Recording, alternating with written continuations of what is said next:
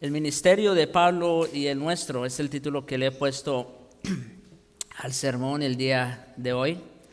Estamos en Romanos capítulo 15, versículos 14 al 16. Romanos 15, versículos 14 al 16.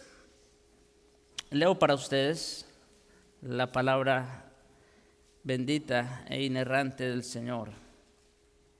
Pero estoy seguro de vosotros, hermanos míos, de que vosotros mismos estáis llenos de bondad, llenos de todo conocimiento, de tal manera que podéis amonestaros los unos a los otros. Mas os he escrito, hermanos, en parte con atrevimiento, como para haceros recordar por la gracia que de Dios me es dada, para ser ministro de Jesucristo a los gentiles, ministrando el evangelio de Dios, para que los gentiles les sean una ofrenda agradable, santificada por el Espíritu Santo. Bien, hermanos, tras haber completado su tratado doctrinal, como advertíamos la última vez, ya el apóstol ha terminado, se puede decir, lo que es esa gran sección teológica de la epístola que va desde Romanos 1:16 hasta Romanos 15, verso 13. Y tras haber completado esta sección, Pablo empieza ahora un epílogo extenso que abarca comentarios acerca de su ministerio, como vamos a ver el día de hoy, y si Dios quiere la próxima vez. Vamos a ver sus planes, los planes del apóstol para el servicio futuro. Vamos a hablar acerca de saludos personales y de parte de otros hermanos en la fe, y finalmente una bendición para los creyentes. En el texto presente, Pablo hace una defensa de su ministerio, en especial del atrevimiento con que escribió esta carta a una iglesia que él no había fundado y ni siquiera visitado. Como ustedes ya saben, de las epístolas que Pablo escribiera, esta a todas luces parece ser la única epístola dirigida a una iglesia que ni siquiera él había visitado. Y yo creo que el Señor en su soberanía lo permitió de esa manera para que hoy día tengamos lo que es la magna de las epístolas, la epístola a los romanos, todo un tratado de teología como ya hemos estudiado. A excepción de unos cuantos individuos quienes había conocido en otros lugares, él no conocía a los cristianos que estaban en Roma. Sin embargo, se dirige a ellos con afecto y franqueza, al mismo tiempo como si fuesen amigos cercanos. Y esto es algo también sumamente interesante.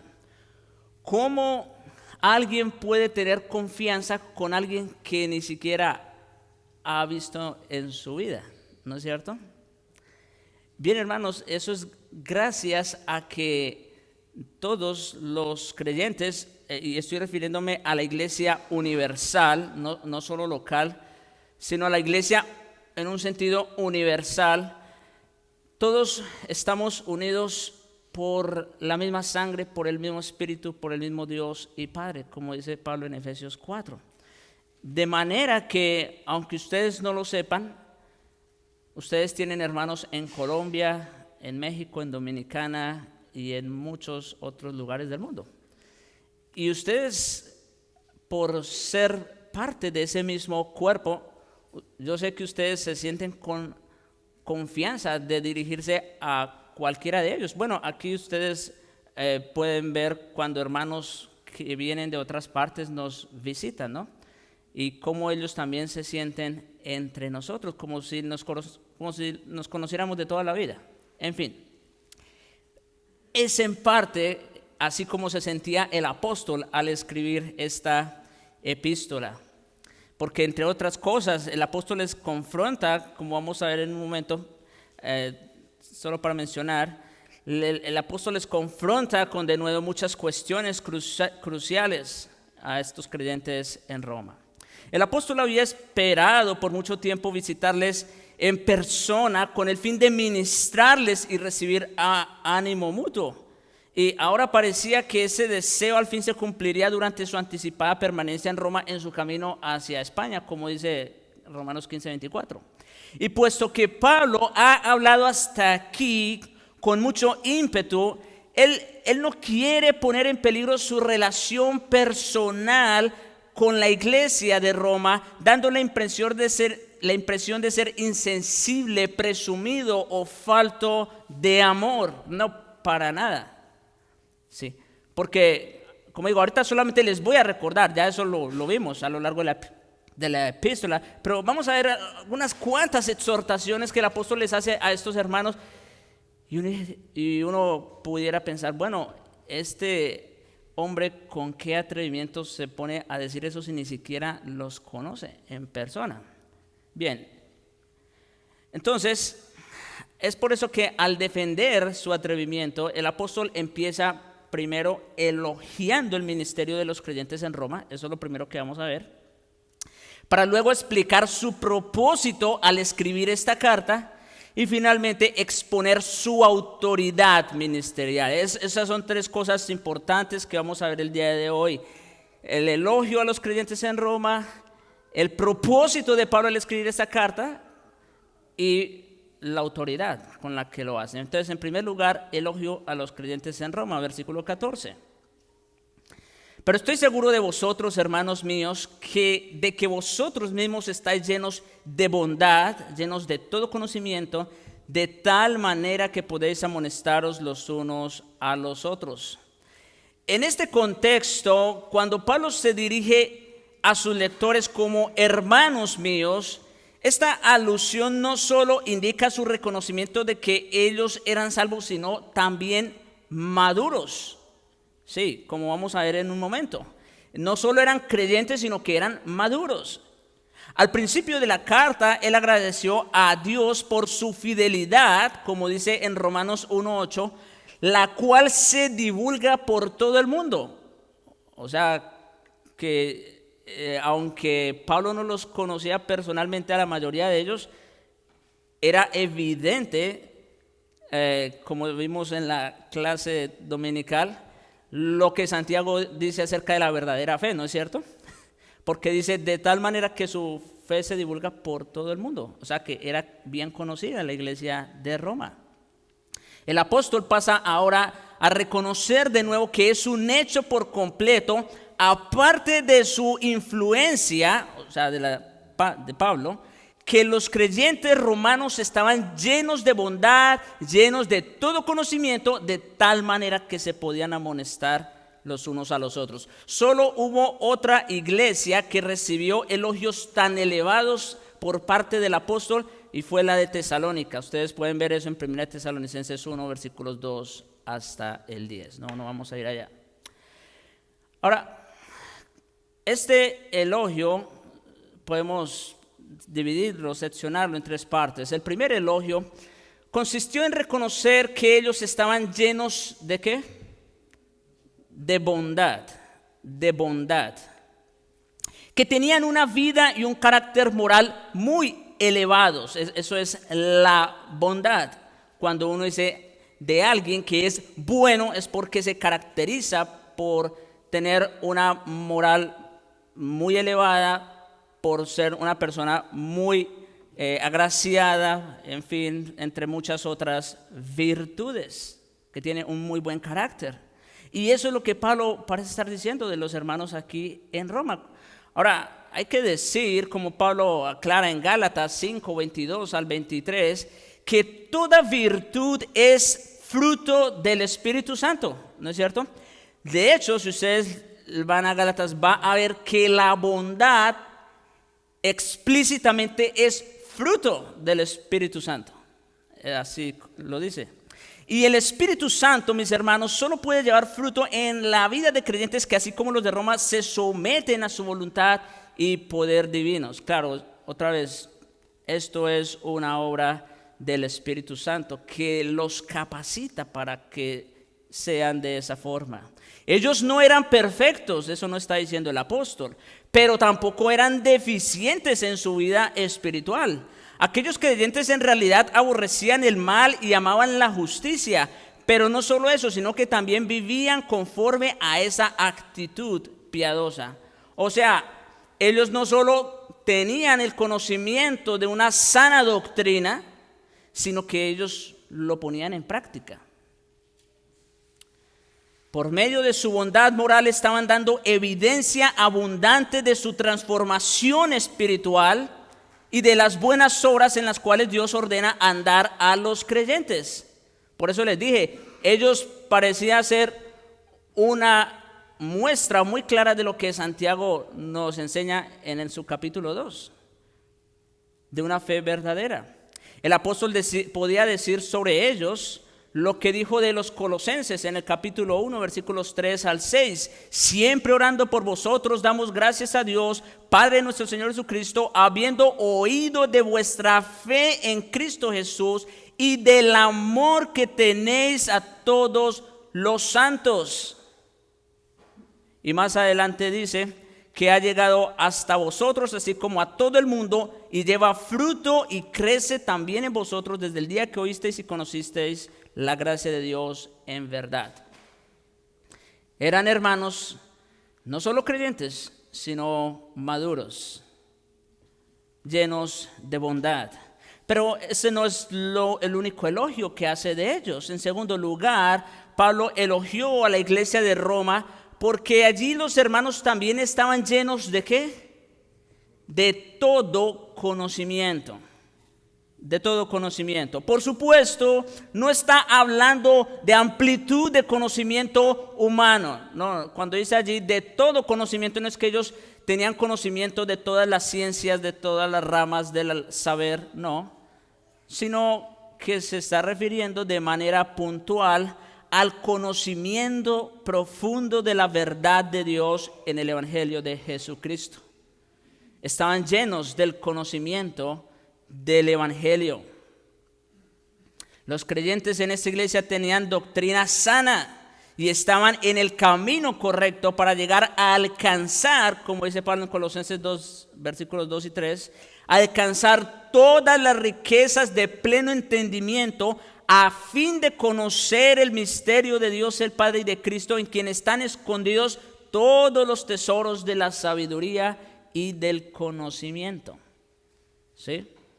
Entonces, vemos a la luz de lo que Pablo nos está diciendo acá, que estos hermanos en Roma eran hermanos creyentes, pero eran hermanos maduros, en el sentido de que estaban llenos de bondad, es decir, vivían una vida de piedad, pero no solo eso, sino que también tenían una sana doctrina, tenían un conocimiento profundo del Evangelio. Ahora, virtud y verdad, nombradas aquí como bondad y conocimiento, ¿sí? Se puede decir virtud y verdad, son realidades inseparables, no puede ir la una sin la otra. O sea, no hay tal cosa como una persona que diga que es buena cuando ignora las verdades fundamentales del Evangelio. ¿Sí? ¿Por qué? Bueno, porque la bondad, como dijimos hace un momento, es fruto del Espíritu. Y el Espíritu Santo solo obra ¿en quiénes? En aquellos quienes han recibido la luz y el conocimiento del Evangelio. Por lo tanto, no puede ir la una sin la otra. Como tampoco puede haber una persona que esté llena del conocimiento de la Biblia y de Dios y viva como un impío, ¿no es cierto? Sí hay personas que tienen conocimiento intelectual acerca de Dios y ser incrédulos, eso sí puede haber. Pero una persona que realmente conoce a Dios no puede vivir como impío. Es incongruente, es incoherente. No pueden ir la una sin la otra. Pablo pudo haber descrito a esos creyentes como personas que tenían el amor nacido de corazón limpio y de buena conciencia y de fe no fingida, 1 Tesalonicenses 1:5. Ellos conocían a Dios, conocían su verdad y por el poder de su espíritu estaban dedicados a vivir vidas santas. Ellos habían sido apartados por Dios para vivir vidas piadosas y en eso estaban. Todos los creyentes, mis hermanos, al igual que los de Roma, esto hay que decirlo, están en capacidad de adquirir y vivir conforme a tal bondad y conocimiento. Sí, mis hermanos, es cierto, Pablo está elogiando a estos hermanos en Roma, pero eso no quiere decir que, pues eso solo puede ser realidad en unos cuantos hermanos. No. Si tú eres creyente y en ti mora el Espíritu de Dios, bueno, porque como dice Pablo, el que no tiene el Espíritu es porque ni siquiera es creyente. Entonces, si eres creyente y en ti mora el Espíritu Santo, tú también estás en capacidad de adquirir y vivir conforme a tal bondad y conocimiento. El Espíritu Santo, quien mora en cada creyente, también obra para enseñar y purificar a todo creyente. Es por obra del Señor que estamos en Cristo Jesús, dice Pablo en 1 Corintios 1:30, el cual nos ha sido hecho por Dios sabiduría, justificación, santificación y redención. ¿Sí? O sea que si eres creyente verdadero, tú también estás en capacidad de vivir como vivían estos hermanos en Roma. Esto no es algo extraordinario, no. Esto es algo ordinario. Entiéndase la palabra, ¿no? En el sentido de que todo creyente está en capacidad de hacerlo. Ahora, la tercera virtud por la que Pablo elogia a los creyentes en Roma es producto de las primeras dos. O sea, lo que vamos a ver ahora es producto o resultado de lo que acabamos de ver, que estos hermanos estaban llenos de bondad y de conocimiento. Sí, porque solo los cristianos que están llenos de bondad y de todo conocimiento del Evangelio, también pueden amonestarse los unos a los otros. Ese es el punto.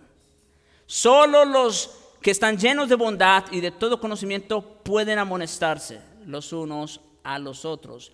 Noutetes, la palabra amonestar, alude a la idea de animar, advertir y recomendar. Es un término que abarca todo lo relacionado con la consejería. Hace 2 semanas aquí tuvimos una clase de consejería, ¿no? Qué bueno los hermanos que pudieron estar y recibir instrucción al respecto. Y de hecho él hizo mención específica a la consejería noutética, ¿recuerdan? Que viene precisamente de este término que tenemos aquí en Romanos 15:14. Amonestar. En este contexto se refiere a ponerse al lado de los otros cristianos para hacer un apoyo espiritual y moral. Eso es consejería noutética. Pablo no se refiere aquí al don especial de aconsejar, sino al deber y responsabilidad que todo creyente tiene de animar y fortalecer a otros creyentes. Sí, mis hermanos, esto de la consejería, como vimos en la clase, no es algo único y exclusivo de ciertos hermanos. No. Eso es deber y responsabilidad de todo creyente. Claro, por supuesto, definitivamente, algunos creyentes que, vamos a decir, están más llenos de conocimiento y de bondad, el texto que estamos estudiando, están en más capacidad de hacerlo. Pero otra vez, si todos los creyentes tenemos el Espíritu Santo, estamos capacitados para vivir de esa manera y por lo tanto para amonestarse los unos a los otros. Noten, Pablo no está diciendo estas palabras a los pastores de la iglesia en Roma. Él está hablando a ¿quiénes? A todo el cuerpo de creyentes. Así que todos estamos en capacidad de aconsejarnos los unos a los otros.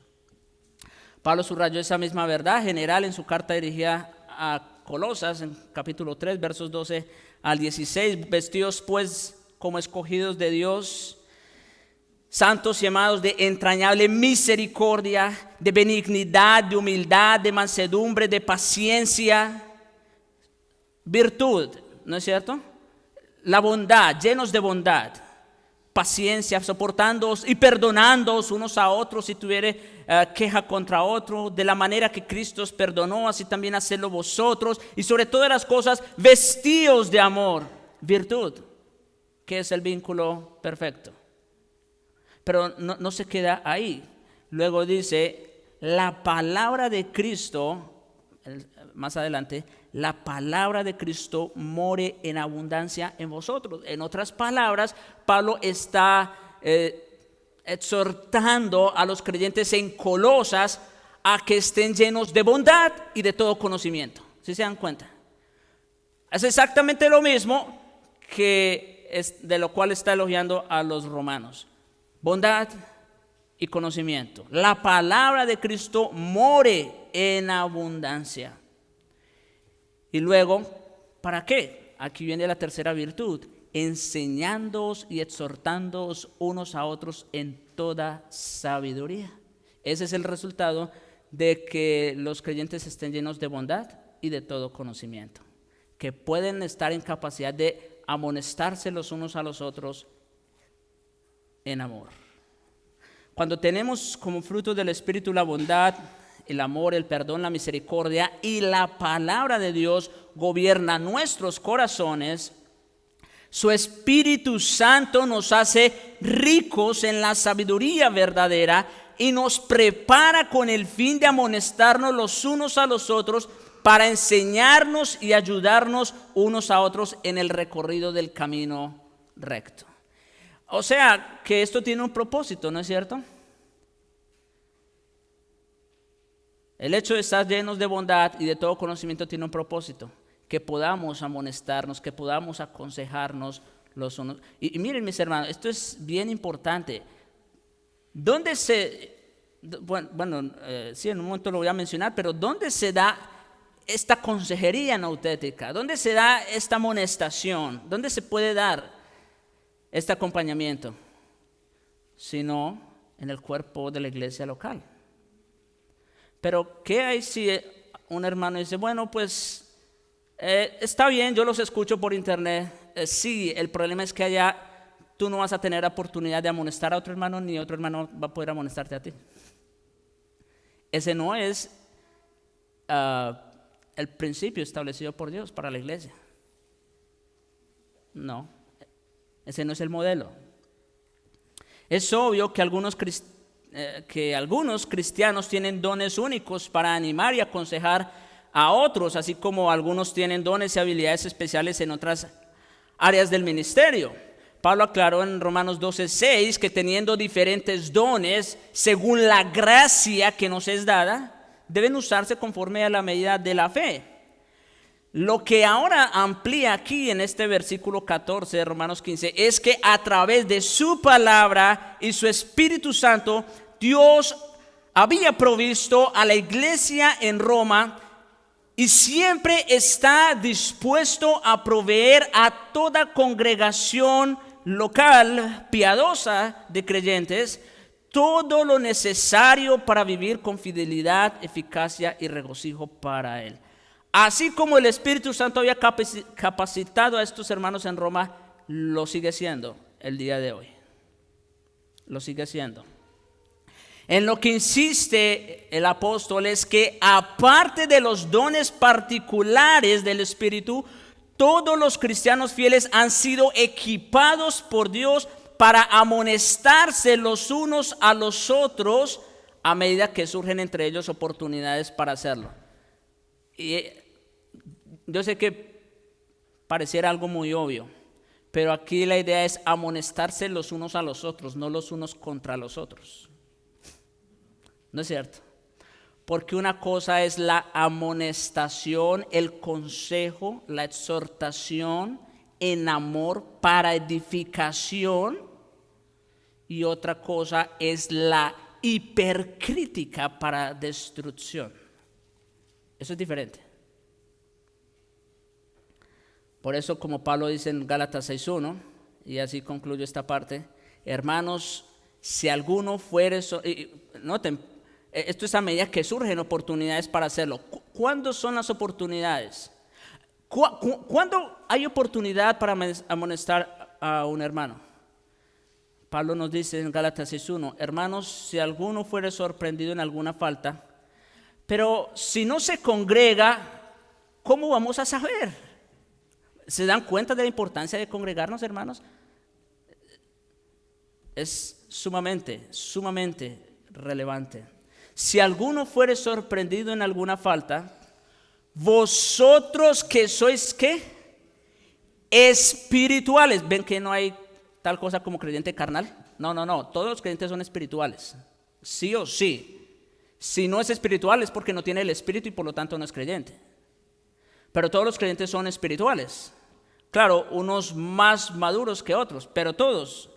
Dice, vosotros, y Pablo está diciendo estas palabras a una iglesia que sí conocía y que está urgentemente atacando un error, que era los judaizantes. Cómo esta iglesia de Galacia quería volver a esclavizarse de las obras de la ley. ¿Recuerdan? Y aún a ellos les dice, vosotros que sois espirituales. O sea, sí, ustedes con todos los defectos, sí, también son espirituales, porque tienen el Espíritu Santo. Vosotros que sois espirituales, ¿qué dice? Restauradle. Noten la palabra que usa, restaurar, no destruir. Restauradle con espíritu de mansedumbre, con bondad. ¿Sí? No, otra vez, son inseparables estas dos. Virtud y verdad son inseparables. Con espíritu de mansedumbre, considerándote a ti mismo, no sea que tú también seas tentado. Ahora, la importancia de no romper la virtud de la verdad o la bondad del conocimiento es que, imagínense que usted tiene un problema y va y consulta con un hermano. Este hermano puede tener las mejores intenciones del mundo, pero no tiene conocimiento. ¿Cómo va a proveerle un buen consejo? O, por otro lado, una persona que sí está llena de conocimiento, pero su corazón no está lleno de bondad, sino de amargura y resentimiento. ¿Cómo va a aconsejarlo? ¿Se dan cuenta? Son ambas cosas. El lugar donde los creyentes deben aconsejar y ser aconsejados es la iglesia, el cuerpo local de creyentes que ahora están llenos de bondad y de conocimiento. Ahora vamos a ver el propósito de Pablo al escribir esta carta, versículo 15, parte A. Mas os he escrito, hermanos, en parte con atrevimiento, como para haceros recordar.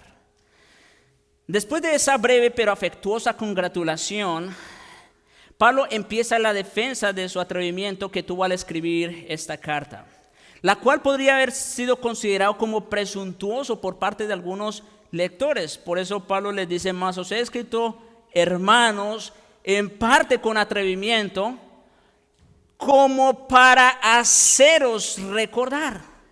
Pablo se caracterizó, sí, por su denuedo y valentía. Lucas nos informa que en Damasco Pablo había hablado valerosamente del nombre de Jesús, por ejemplo. También lo hizo en las iglesias de Galacia.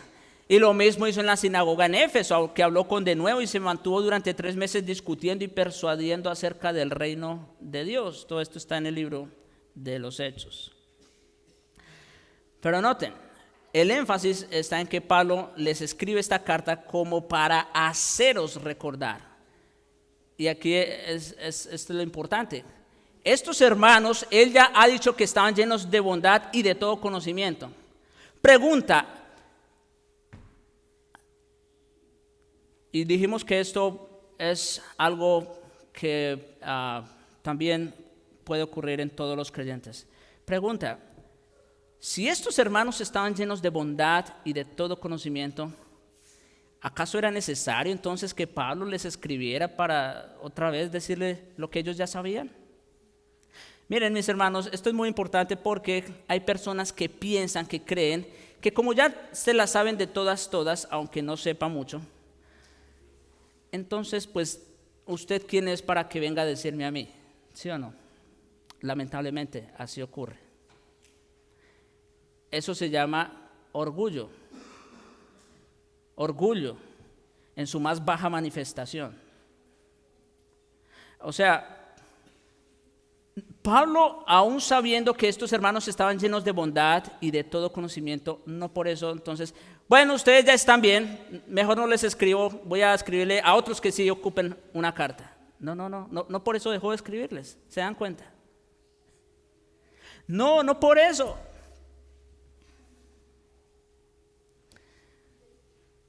Pablo hizo varias amonestaciones, por ejemplo en Romanos 6 dice: así también vosotros consideraos muertos al pecado, pero vivos para Dios en Cristo Jesús, Señor nuestro. No reine pues el pecado en vuestro cuerpo mortal, de modo que lo obedezcáis en sus concupiscencias. Eso es una amonestación muy fuerte. Es una amonestación muy fuerte. Está diciéndoles: no permitan que el pecado gobierne sus cuerpos. Sus almas ya le pertenecen a Dios, pero no permitan que el pecado siga gobernando sus cuerpos. En Romanos 8:9, mas vosotros no vivís según la carne, sino según el Espíritu, si es que el Espíritu de Dios mora en vosotros. Y si alguno no tiene el Espíritu de Cristo, no es de él. Qué palabras tan fuertes, ¿no es cierto? Le está diciendo: mire, si alguno de ustedes no vive como espiritualmente, es porque no es creyente. Pablo advirtió a los gentiles en contra de enorgullecerse por haber sido aceptados en el nuevo pacto de Dios, porque no quiero, hermanos, que ignoréis el misterio para que no seáis arrogantes. Les está diciendo a los creyentes gentiles de la iglesia de Roma, para que no seáis arrogantes en cuanto a vosotros mismos. Pablo advirtió a todos y cada uno de los creyentes en esa iglesia que no tengan más alto concepto de sí que el que debe tener. Bueno, ¿quién no tiene ese problema? Eso es una amonestación muy fuerte. A que toda persona se someta a las autoridades superiores. Imagínense ustedes que Pablo les está diciendo a los creyentes en Roma: sométanse al emperador. Para nosotros no tiene mucha fuerza, como para ellos sí la tenía. Y sobre todo cuando el emperador, pues nada que ver con el cristianismo, ¿no? Al contrario, perseguía a los cristianos. Eso fue una amonestación muy seria y muy fuerte, ¿no les parece? Porque han sido establecidas por Dios. En fin, el apóstol dio muchos mandatos y admonición a esta iglesia, demasiados y numerosos como para repetirlos aquí, pero todos ellos fueron dados en un mismo espíritu de amor y de denuedo, así como sí, en parte con atrevimiento, con el propósito expreso de haceros recordar. Él no les estaba enseñando cosas que nunca hubiesen escuchado, sino recordándoles verdades que ya conocían. En otras palabras, el apóstol era consciente de que todos los creyentes, él está dirigiéndose a los de Roma, por supuesto aquí, ¿no? Pero eso aplica para todos. Todos los creyentes sufrimos de un tipo de demencia senil. Uy, eso está fuerte. Si yo les pregunto sobre la predicación de hace 15 días, ¿quién me puede repetir? No todo, pero por lo menos en buena medida lo que se habló. Eso está muy difícil, ¿no es cierto? Nuestro cerebro, y más, bueno, después de tantos minutos, empieza a cansarse, eso es normal, y ya empieza a dejar de retener cosas. La importancia de tomar nota, ¿no? Bueno, si no lo están haciendo ahorita, háganlo en sus casas, por eso también los estamos grabando. Porque Pablo era consciente de eso. Él sabía que el problema no era que los romanos ignoraran estas verdades, pero él creyó sumamente importante recordarles las verdades que ellos ya conocían. Y es por eso, mis hermanos, que nosotros una y otra vez seguimos haciendo lo mismo. Cada vez que nos paramos aquí, nos paramos a eso, a recordarles lo que ustedes ya saben.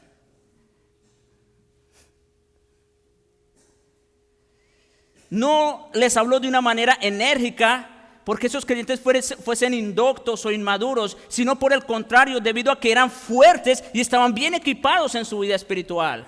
No fue denodado con ellos porque fuesen carnales y vacilantes, sino porque eran cumplidores y constantes. Un buen maestro siempre debe tener en cuenta los problemas opuestos de familiaridad y olvido. Con mucha facilidad nos olvidamos de las cosas. Y sobre todo, gracias a que estamos todavía en este cuerpo de muerte, con mayor facilidad nos olvidamos de lo que aprendimos el domingo. Porque si yo les pregunto qué vieron esta semana en el último capítulo de la serie que están viendo, yo sé que eso sí me lo pueden decir. Pero lamentablemente tenemos una predisposición a lo espiritual por nuestro cuerpo de muerte. Es por eso que tenemos que recordarnos siempre las mismas cosas. Pablo era consciente de eso. Pablo instruyó a su amado Timoteo que se mantuviera recordando a los hermanos que estaban bajo su cuidado las verdades del evangelio, a fin de que Timoteo mismo, al igual que los hermanos en la fe, fuesen constantemente nutridos con la palabra de fe y la buena doctrina que has seguido. Eso está en 1 Timoteo 4:6. Recuérdales. En su segunda carta dirigida a este joven, también Pablo le amonestó de nuevo que de continuo recordara a su rebaño las verdades centrales del evangelio, 2 Timoteo 2:8-14. También aconsejó a Tito que recordara a quienes estaban bajo su tutela que se sujeten a los gobernantes y las autoridades, que obedezcan y que estén dispuestos a toda buena obra. Recordar. En su segunda carta, Pedro aseguró a sus lectores que él siempre estaría dispuesto y preparado para recordarles las verdades importantes del evangelio que ellos ya conocían. Segunda de Pedro 1:12. Y explicó que el propósito mismo de esa epístola, la epístola de Pedro, era despertar con exhortación el entendimiento limpio que ya les caracterizaba. Y miren cómo dice: para que tengáis memoria. O sea, sí, yo sé, ustedes ya tienen conocimiento, pero todavía tenemos que volver a lo mismo. Lamentablemente hay creyentes o supuestos creyentes que dicen o creen que el evangelio es el ABC de la vida cristiana. No, mis hermanos, y quizás esto ya lo han escuchado otras veces, el evangelio no es el ABC de la vida cristiana, es de la A hasta la Z de la vida cristiana. Es todo. Una responsabilidad cardinal de todo pastor es enseñar de continuo a su grey las verdades que ya conocen por medio de métodos que refresquen y refuercen su aprendizaje y aplicación. Es por eso que ustedes están aquí. En ese sentido es que me uno a la voz de Pablo diciendo: a mí no me es molesto escribiros las mismas cosas, y para vosotros es seguro. A nosotros no nos es molesto repetir lo que dijimos la última vez, y para ustedes es seguro. Número 3, y rápidamente, la autoridad del ministerio de Pablo, su autoridad y ministerio apostólico. Versículo 15b y 16. Por la gracia que de Dios me es dada para ser ministro de Jesucristo a los gentiles, ministrando el evangelio de Dios, para que los gentiles les sean ofrenda agradable, santificada por el Espíritu Santo. Por la gracia que de Dios le fue dada, Pablo estaba en capacidad para recordar con denuedo a los cristianos romanos aquellas verdades que habían conocido y aceptado tiempo atrás. No era porque Pablo era un superhombre. No. Pablo en algún momento dice que él hizo más que los otros apóstoles. ¡Wow! No, tremendo. ¿Pero qué dice? No yo, sino la gracia de Dios conmigo. Esa era toda su autoridad para decir lo que él decía, para escribir las cartas que él escribía. La gracia de Dios. La gracia que de Dios le fue dada. Esa gracia que le había otorgado autoridad apostólica para proclamar el Evangelio. El apóstol no escribió esta epístola para expresar sus propias creencias y sabiduría o para satisfacer un deseo o plan personal. Voy a escribirles esto para que sepan de mí. No. Esa no fue la motivación. Pablo era siervo de Jesucristo, como dijo ya en Romanos 1, llamado a ser apóstol apartado para el Evangelio de Dios, de quien y para quien había recibido la gracia y el apostolado. También explicó a la iglesia de Corinto que, a pesar de considerarse el más pequeño, podía decir: por la gracia de Dios soy lo que soy, y su gracia no ha sido en vano para conmigo. En formas menos específicas, pero igual de ciertas, todo creyente, porque alguien puede decir, bueno, pero eso fue Pablo. Sí, eso fue Pablo, y eso fue Pedro, fue Juan, y fue Santiago, y fue cualquier creyente, y lo sigue siendo. En formas menos específicas, pero igual de ciertas, todo creyente, sin importar cuáles sean sus dones espirituales, están bajo la compulsión divina de obedecer y servir al Señor según la gracia que de Dios nos es dada. Ahora, en el versículo que sigue, es decir, el verso 16, el apóstol le explica que esta gracia de ser apóstol y su autoridad se deriva nada menos que del Dios Trino. Escuchen otra vez el verso 16. ¿Para ser ministro de quién? De Jesucristo a los gentiles. ¿Ministrando el evangelio de quién? De Dios. Para que los gentiles les sean una ofrenda agradable y santificada. ¿Por quién? Por el Espíritu Santo. Wow, mis hermanos, yo cuando me encontré con esta verdad también fue algo impactante. Porque, sí, mis hermanos, la Santa Trinidad estaba involucrada en el ministerio de Pablo. ¿Lo ven? Ahí está, lo acabamos de leer. La Santa Trinidad está involucrada en el ministerio de Pablo y lo sigue estando en nuestros ministerios. Rápidamente, voy a tratar de no abundar mucho aquí, pero lo mismo se puede decir el día de hoy con respecto al ministerio de la predicación en el Nuevo Testamento. Escuchen lo que el Señor Jesucristo dice en Lucas 10:2 a estos que envió a predicar, a los 70.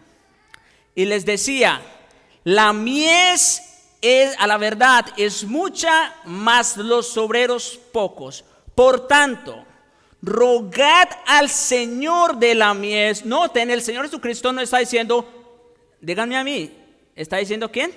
Rogad al Señor, al Padre. Rogad al Señor de la mies que envíe obreros a su mies. O sea que esto de predicar el evangelio, y estoy hablando también en un sentido general, no específico de pararse en un púlpito como ahorita se está haciendo, pero en el sentido de predicar el evangelio, como digo, esto está en el contexto de cuando él envió a los 70 a predicar el evangelio. Ellos no se paraban en un púlpito, no, ellos se trataba de predicar el evangelio a las personas que no lo conocían. Y dice: rueguen al Señor, rueguen al Padre. Ahí tenemos al Padre. Hechos 20:28. Por tanto, mirad por vosotros y por todo el rebaño, escuchen, en que el Espíritu Santo os ha puesto por obispos para apacentar la iglesia del Señor. Por fin, ¿quién es el que envía a los obreros a la mies? ¿El Padre o el Espíritu Santo? Los dos. Los dos. Vemos allá al Padre, aquí vemos al Espíritu. Él es el que pone pastores, obispos para apacentar su iglesia. Pero como si fuera poco, Efesios capítulo 4.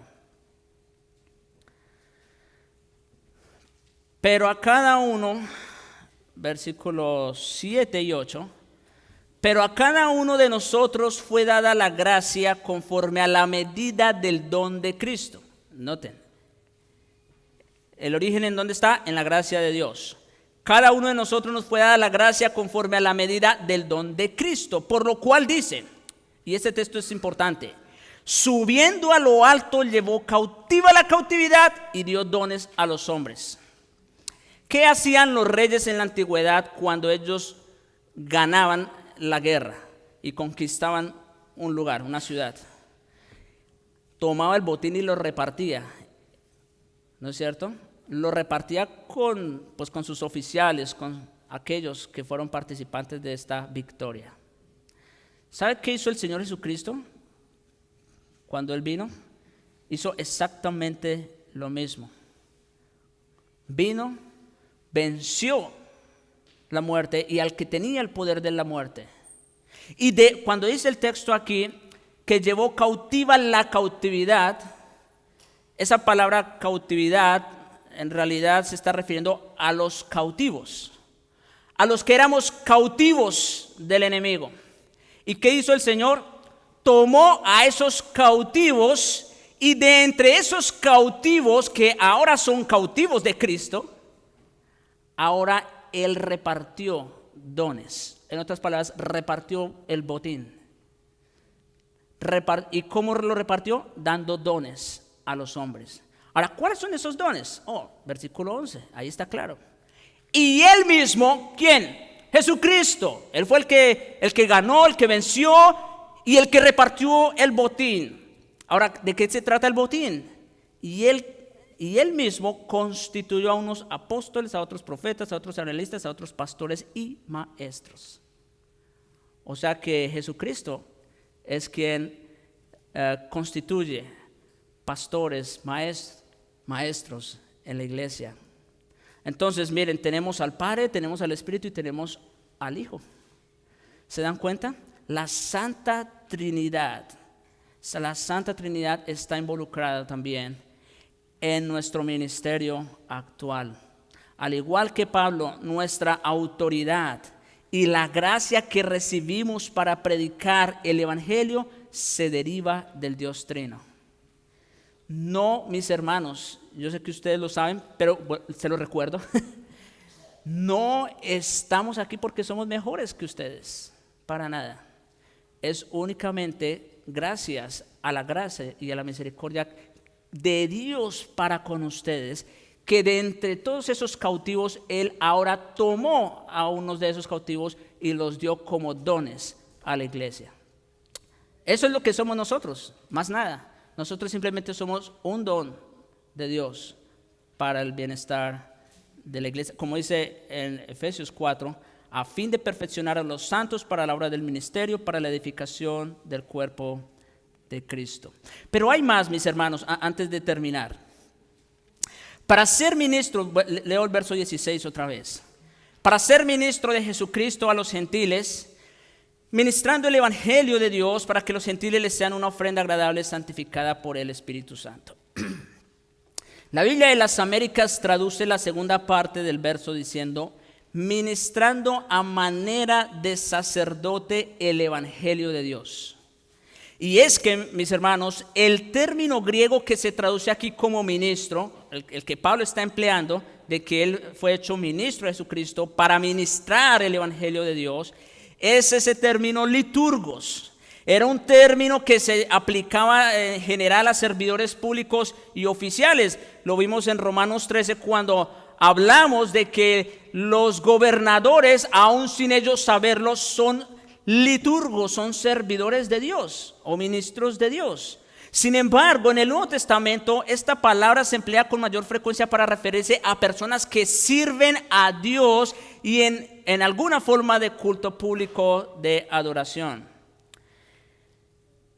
Ese término se usó, por ejemplo, con Zacarías en Lucas 1:23, refiriéndose al ministerio de Zacarías, el sacerdote antes del nacimiento de Juan el Bautista y por supuesto del Señor Jesucristo. Se utiliza en el mismo sentido en Filipenses 2:17 cuando habla del servicio de vuestra fe, ese ministerio sacerdotal. E incluso al ministerio celestial de Cristo como nuestro sumo sacerdote en Hebreos 8.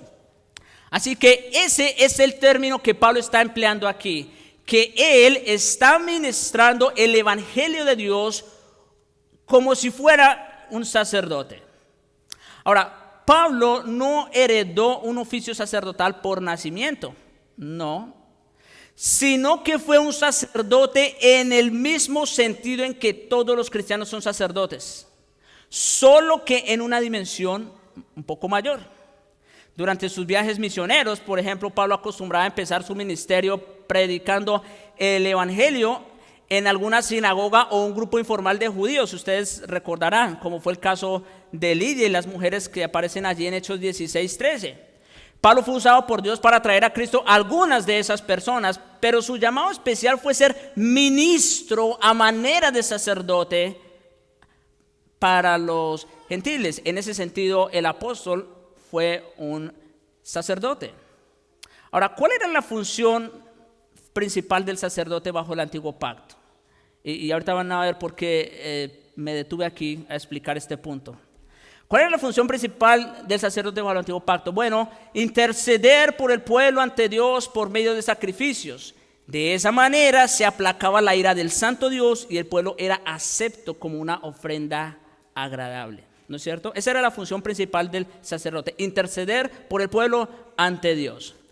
Cuando Pablo se mantuvo ministrando el evangelio de Dios como un sacerdote a los gentiles, en un sentido figurado, lo hizo con el fin de que su ofrenda de los gentiles creyentes presentados por él a Dios le fuesen ofrenda agradable y aceptable, santificada por el Espíritu Santo.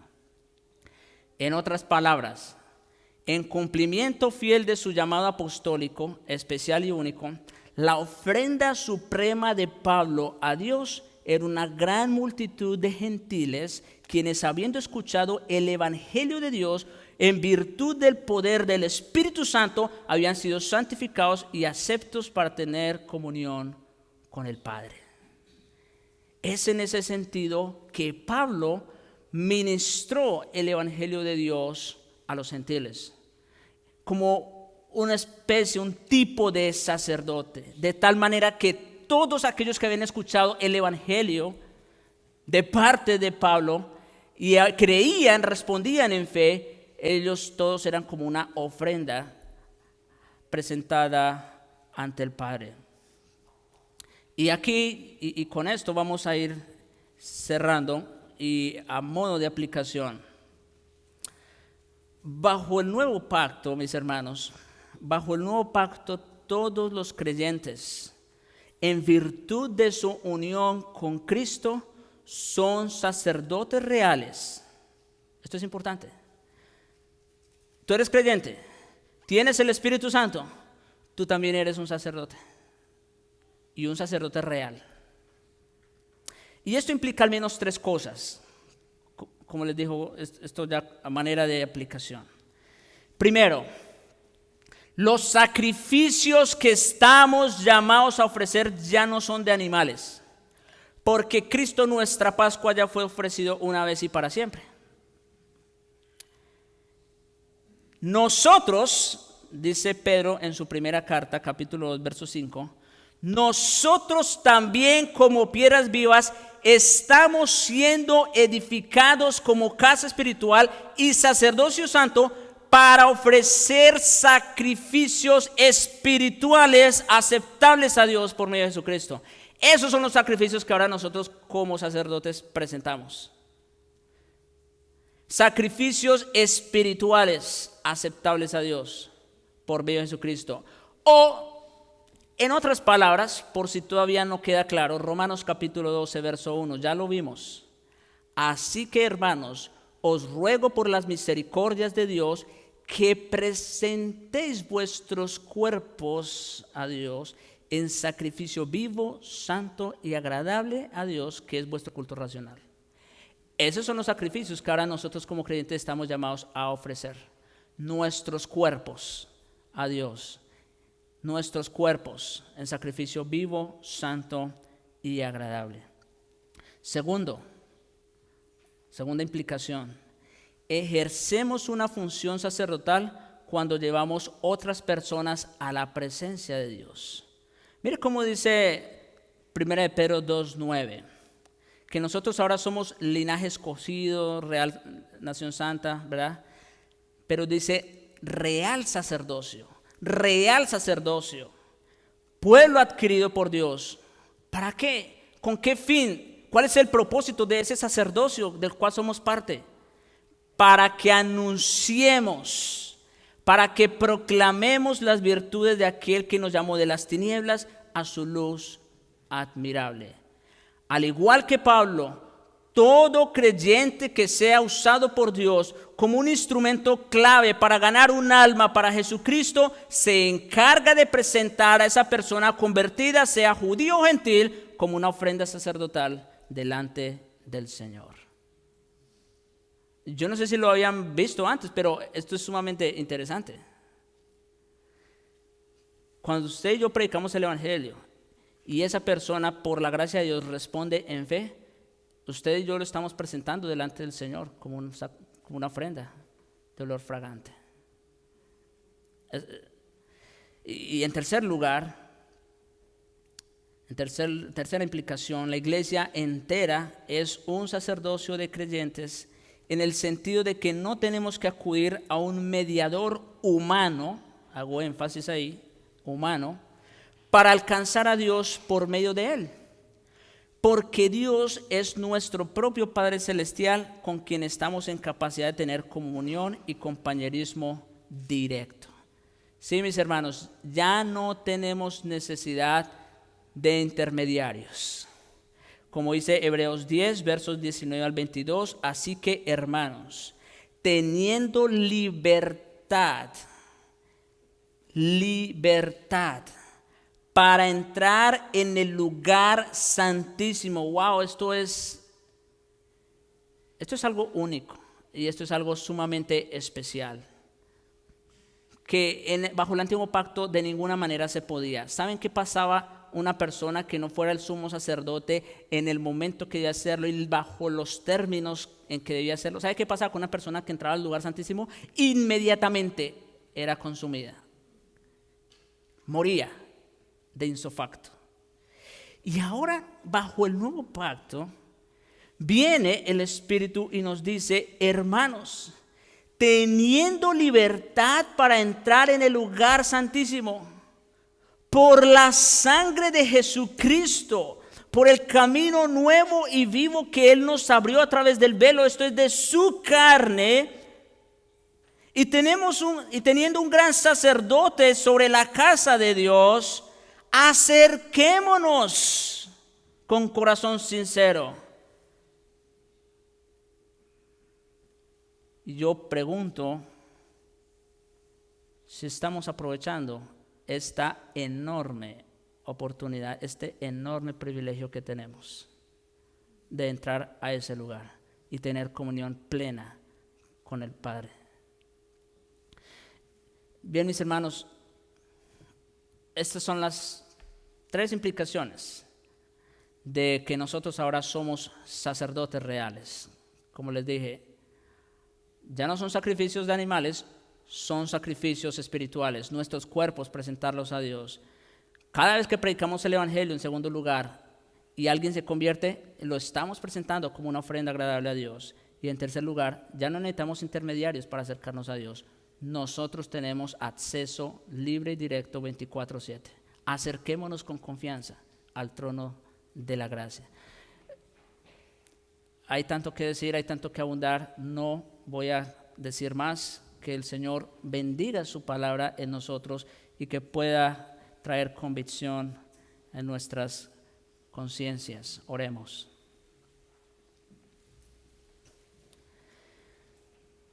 Padre Santo, bendito Señor, digno y alabado eres, Señor, digno de toda honra, de toda adoración por lo que tú eres y por lo que tú haces. Gracias te damos, Señor, que a pesar de nosotros, tú, Señor, sigues obrando. Tú sigues poniendo el querer como el hacer. De tal manera que ahora, Señor, llenos de bondad y de conocimiento, podemos amonestarnos los unos a los otros. Gracias te damos también, Señor, que nos sigues recordando las mismas verdades, porque son para nuestro bien, porque lo necesitamos, Señor. Todo el momento necesitamos recordarnos quiénes somos, quién tú eres, lo que tú has hecho para vivir piadosamente. Y gracias te damos, Señor, por hacernos partícipes de ese sacerdocio real, por medio del cual ahora podemos presentar a ti nuestros cuerpos en sacrificio vivo, santo, agradable. Podemos presentar el Evangelio a otros y también podemos acercarnos con confianza a ti. Te rogamos, oh Dios, sella esta palabra en nuestros corazones por tu Espíritu Santo. Haz esa obra, ese milagro. Te lo rogamos, oh Dios, en su nombre y para tu gloria. Amén.